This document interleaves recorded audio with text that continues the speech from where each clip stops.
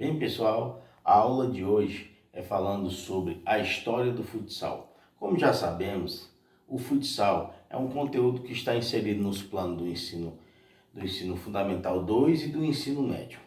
Mas vamos falar agora sobre a história do futsal.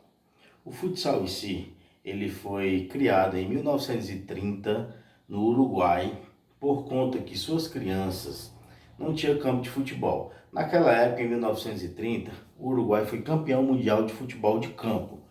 E estava aquele todo alvoroço da comemoração, todo mundo querendo jogar. Só que as crianças não tinham campos de futebol, certo? E foi aí que eles começaram a praticar em quadras de basquetebol. Foi daí que o professor Juan Carlos Siriano, ele teve a ideia de fundar um novo esporte, criar regras, que é o futsal, que de início era futebol de salão.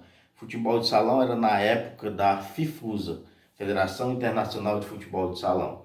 Mas a partir de então que o futebol de salão foi inserido na FIFA, ele passou a ser chamado de futsal, certo? Só que o professor Juan Carlos Siriani, ele colocou um nome bem antes de futebol de salão e bem antes de futsal, que era indoor football, era conhecido na época, era indoor football, lembre-se bem, indoor football. Então esse esporte, pessoal, ele foi inserido, certo, no Uruguai desde então.